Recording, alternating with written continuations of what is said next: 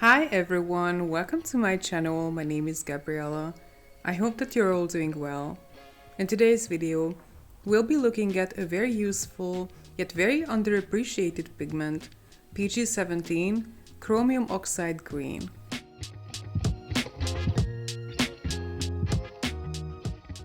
I have never seen a YouTuber that seemed to like this pigment.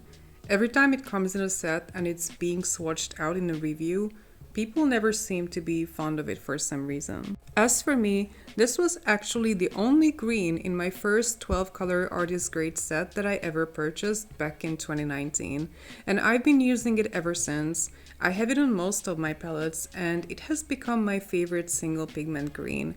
I can't even imagine a watercolor palette without a chromium oxide green. At the same time, I understand why people would not be fans, it being a muted and very opaque pigment. At first glance, it doesn't appear to be a very useful color.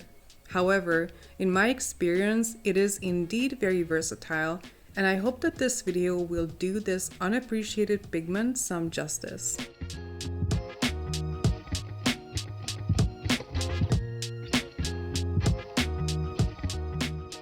Because chromium oxide green is my favorite green, I have it in several versions, and I have to say it's pretty consistent across all brands that I have tried. My personal favorite is by Pannoncolor, which is a Hungarian brand local to me. I also love White Knight's version of it. I'm currently starting my second tube of it. And I recently purchased it from Renaissance Poland. Eventually it will make its way to one of my palettes as well. The hue is literally identical in all three of them, although I believe there exists a darker version of chromium oxide green that I'm tempted to try, but so far I haven't been able to acquire it. Also, since I use a lot of Shinhan PWC in a lot of my videos, I have to say that I shied away from Shinhan's chromium oxide green because it looked pretty terrible in all reviews and swatch videos that I've seen so far.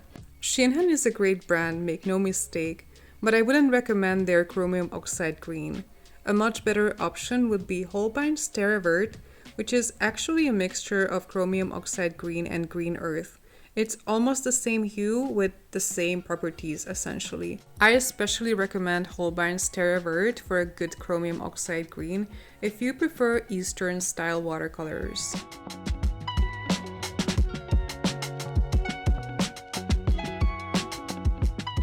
Many Eastern European brands use chromium oxide green as a base color to create new hues, especially earthy olive green type colors. One of them is Rosa Gallery's olive green, which is a beautiful, very yellow leaning olive green. Of course, this is a convenience mix that you can very easily replicate. It's worth mentioning here the chromium oxide green is fully light fast. Feel free to mix it with other light fast mixing pigments such as Nico Azzaiello PY150 or any brown PBR7 to create beautiful earthy greens. Another useful application of chromium oxide green is to use it in gray mixes. For instance, Shinhan's Davies Gray is actually chromium oxide green and perylene green mixed with white. Again, this is a great convenience color, but you can easily mix it for yourself even if you don't have perylene green.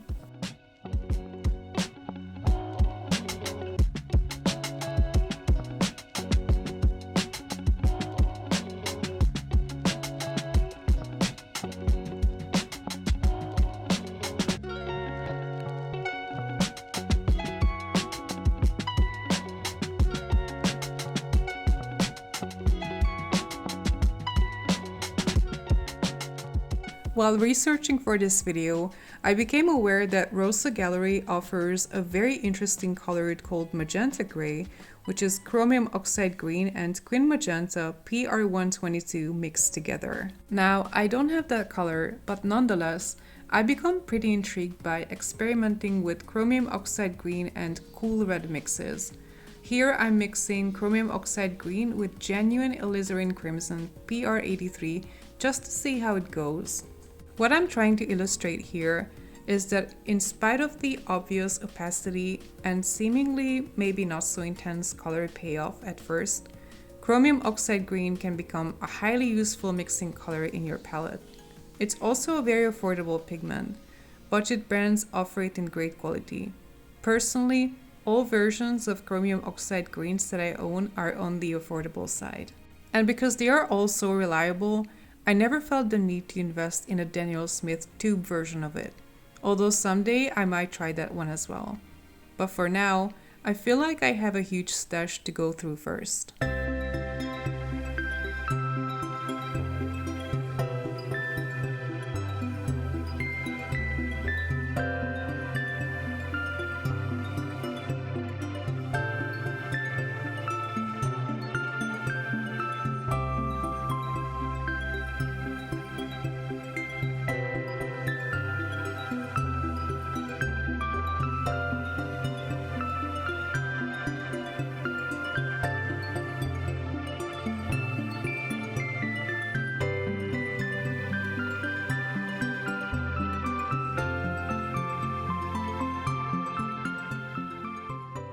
Okay, so that's it for today.